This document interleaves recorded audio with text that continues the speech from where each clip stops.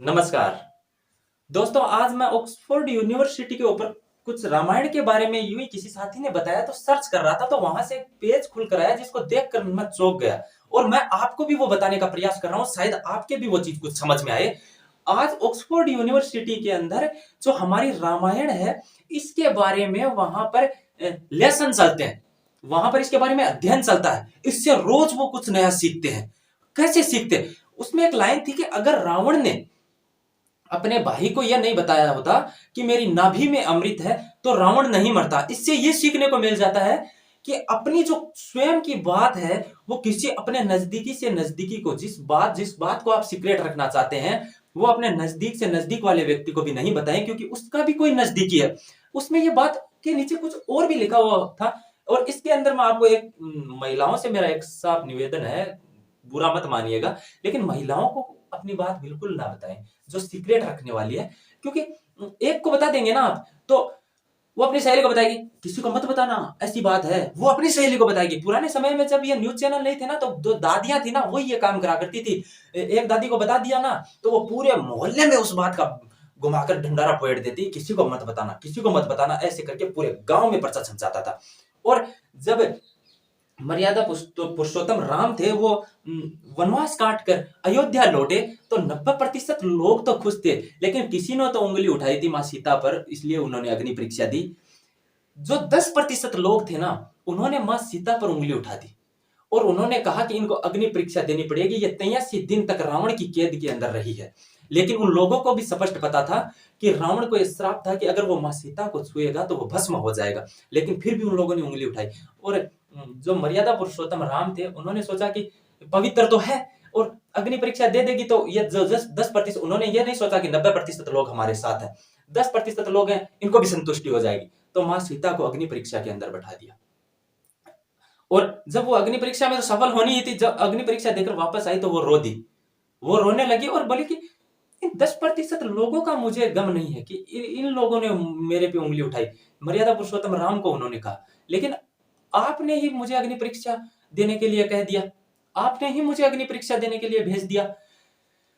अगर मां सीता को वहां पर छुड़ाकर लाने में मर्यादा पुरुषोत्तम राम की बहादुरी थी, तो उसके अंदर रावण का व्यक्तित्व भी था, जिसने मां सीता को हाथ तक नहीं लगाया। अरे हमसे अच्छी तो वहां पर वो रावण की उस वाटिका में रावण की लगी हुई प्रतिमा भी हमसे तो अच्छी है आज। अरे जब वो लौट कर आई तो फिर क्या हुआ कि वो पृथ्वी के अंदर समा गई। उन्होंने कहा कि आपने मुझ पर उंगली उठा दी, वो पृथ्वी के अंदर समा गई और उसके बेचारी वो छोटे छोटे दो बच्चे लव और कुछ, वो बिलखते रह गई और वो लोग उनको देखते रहे। अगर उसमें यह बताया जाता कि अगर भगवान श्री राम ने उन 10% लोगों को ये डांट कर भी भेज दिया होता ना कि कोई अग्नि परीक्षा नहीं है, चलो यहां से, तो मां सीता बच जाती। आप इससे कुछ सीख रहे हैं क्या? कुछ समझ रहे हैं क्या? कुछ समझ में आ रहा है क्या? 10% लोगों की या दुनिया की सुनकर आप अपने लक्ष्य से कभी विचलित मत हो जाना। उन लोगों की सुनकर कभी अपने आप पर आपा मत खो बैठना। उन लोगों का काम है, आपको, मुझे यकीन है कि इससे कुछ सीखने को मिला है।